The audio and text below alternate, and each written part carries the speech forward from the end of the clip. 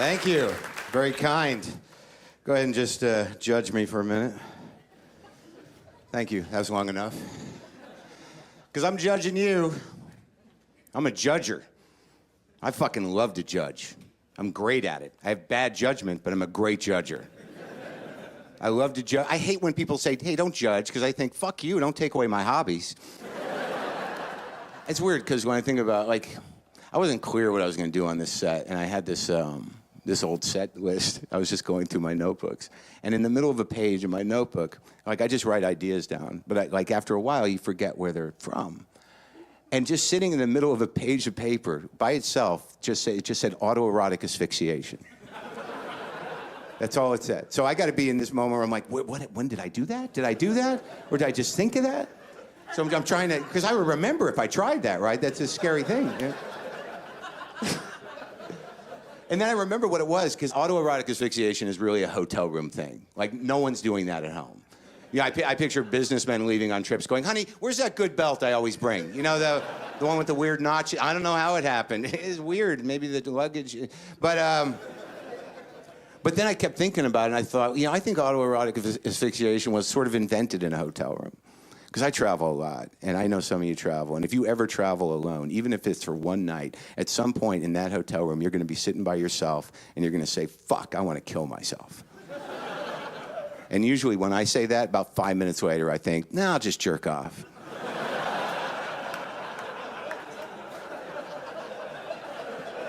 So how long before you're like, hey, maybe we can bring these two things together?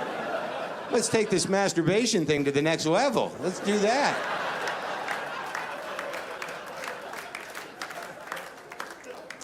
But look, I'm going to share like sort of. It's not a horrible. It's not a sad story. But I almost died recently. In my head, I almost died. I should qualify that. Don't Google mouth cancer images. Do you need more than that? There's more of a story to it. Should I go ahead and follow that up, or do you want me to just leave it there? I just checked into a hotel in Cleveland, and I was excited. I was looking forward to my lobby waffle in the morning. There's some fellow travelers. You know the feeling when you check into a hotel, you see that free breakfast buffet area, and you eyeball that waffle maker. Some part of you thinks, hey, how bad could tomorrow be? At 9:58 tomorrow morning, 2 minutes before that buffet closes, I'm going to be making my own waffle. It's going to feel like my fucking birthday for 10 minutes. So I'm doing that. I'm setting up. I'm getting ready. I'm doing some work, getting ready to do the big work, tweeting, updating my status, you know, putting my slightly damaged, inconsistent brand out into the world for people to appreciate. How do we justify that as work? How is that? How are we all on Facebook and Twitter? Are we grown-ups? Are we grown-ups? Are we culturally 7? Are we 7? Have you ever had that moment where you're updating your status on Facebook and you realize, holy shit, every status update should just say, would someone please acknowledge me? And then you wait it out. Like, yeah.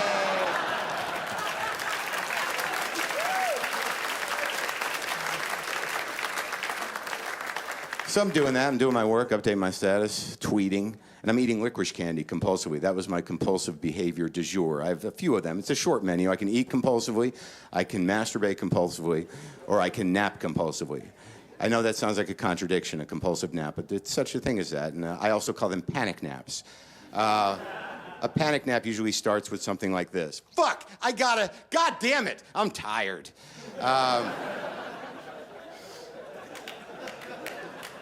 That's the beginning of a panic nap.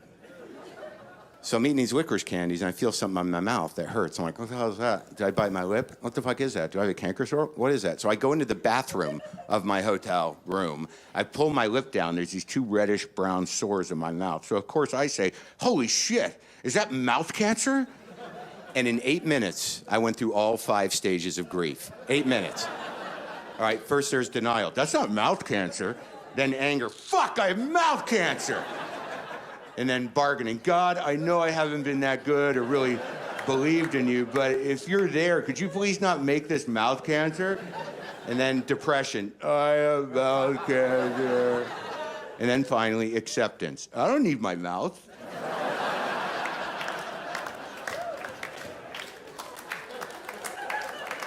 So I go back into my room and I take a panic nap that starts with, fuck, mouth cancer, God damn it, I gotta, and then I sleep, I'm tired. Slept for 15, sweaty minutes, and I wake up and I'm like, I've got to make sure this is mouth cancer.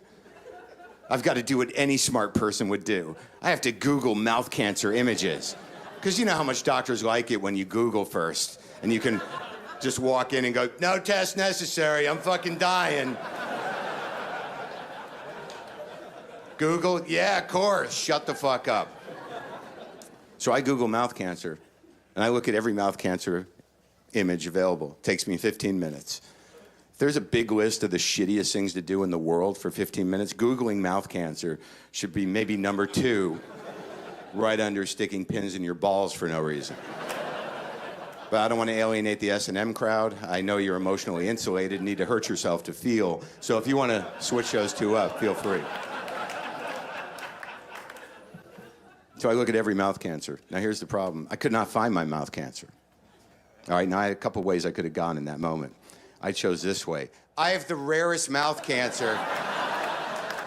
They don't even have photographs of my mouth cancer. I should take a picture of my mouth cancer and send it to the Google image people so they can update their resources. I want to help people. Maybe they could name it after me, like melanoma. Maybe that's what this is. And then some part of me says, dude, relax, you don't have mouth cancer. Take a breath. And I say, fuck you, we're dying. And he says, no, seriously, just relax. There's nothing you can do about it now. Why don't you just take a breath? I'm like, shut up, man. We're fucking dying. And then he says, one of us has to stop talking. It's weird, you're alone. All right. So I take a breath, and I start to think it through, and I do a little detective work. And I'm like, oh, shit, the licorice candies. I had a canker sore in my mouth, and the licorice candies just sort of dyed them brown, you know? So I figured it out. And honestly, in that moment that I figured that out, I felt like I had beaten cancer. Yeah. The next morning, I walked out of that hotel room with spring in my step and a new outlook on life. And I went down and made myself a lobby waffle. And that was the best fucking waffle I'd ever tasted. You know why? Because I had survived made up mouth cancer. Thank you very much. Good night.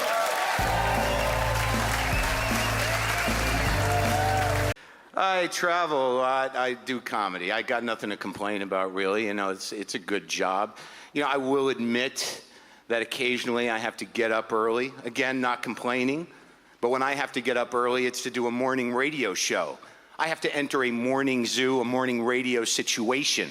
That's kind of tricky. I'm sure you're familiar with morning radio. Generally, the morning radio format, there's a main guy, there's a laughing guy, and there's a baffled and shocked woman.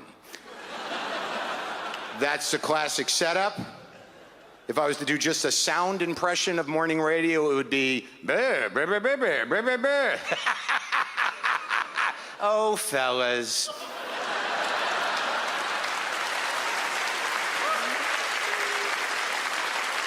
So, here's the story. I was in Cleveland. Let's make it Cleveland. Doesn't matter, all right? I was in Cleveland. I had to get up at 5:30 for morning radio. Now, I don't care what you do or what your life is or who you are. 5:30 is bullshit. It's bullshit if you wake up for it. It's bullshit if you've been up all night for it. What is 5:30? Is it night? Is it day? It's bullshit. Of course, if you've been up all night for it, you probably have other problems. All right? If you see 5:30 happen, there's a 90% chance you're going to be saying to some other guy in the room, should we call the guy and get more? 90% chance.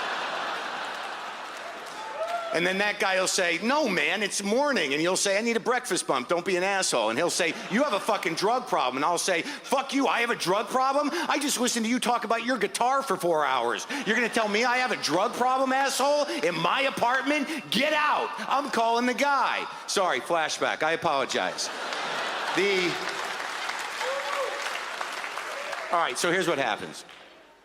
I get up at 5:30 to do morning radio. I wake up, I'm groggy, I'm barely awake, all right? I'm half awake. Let's go with that, half. And I realized I'd forgotten my toothbrush, all right? So some part of me says, what's wrong with you, you idiot? You forgot your toothbrush? You're a professional traveler. What are you, a moron? How could you forget your toothbrush? And the other part of me is like, hey, why don't we stop yelling? I just woke up. And the other part of me is like, you shut up, you idiot. This is on you. You forgot it. And the other part of me is like, really, you gotta relax. And then a voice I don't recognize goes, oh, fellas. And I'm like, oh my God, am I there already? Am I there already? And then I realized, all right, if I call the front desk, if you call the front desk of a hotel, they will, and ask them for a toothbrush, they'll give you like half a toothbrush. It's not a real toothbrush, it's like a facsimile of a toothbrush, but it'll get you through until you get to a drugstore to get a real toothbrush. But part of you will think like, why do they even give these out? They're not even real toothbrushes. Another issue, another joke. Now, so I call up the front desk at 5:30. You know what, let's make it a few minutes later, because I know some of you might be out there thinking, well, you woke up at 5:30, you had the conversation with yourself, that must have taken a few minutes. So if we're gonna believe the credibility of this story, you might wanna up the minute count on the phone call, or else it's sort of bullshit, am I right? All right, so 5:36, I call the front desk of the hotel. No one answers the phone. That's a lonely feeling. Why is there no one answering the phone at the front desk of a hotel? There's always supposed to be someone at the front desk of a hotel. What's happening down there? That's weird.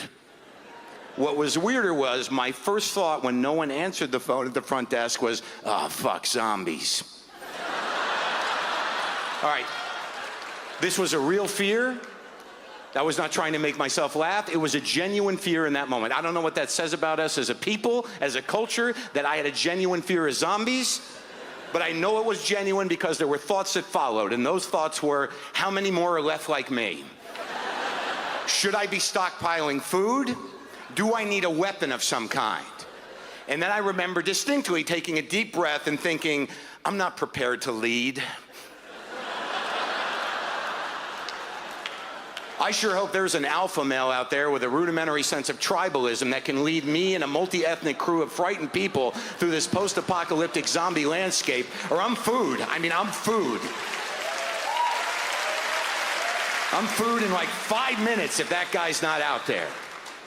And then right in the middle of all this thinking, a woman picks up the phone and says, hello, can I help you? I'm sorry to keep you waiting. And I said, what's going on down there?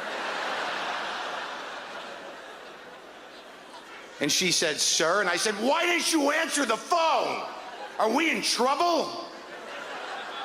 And she said, no, sir, can I help you with something? I had other calls. I said, I need a fucking toothbrush. And she said, there's no reason for that language, sir. I'll send one up. And I said, no zombies.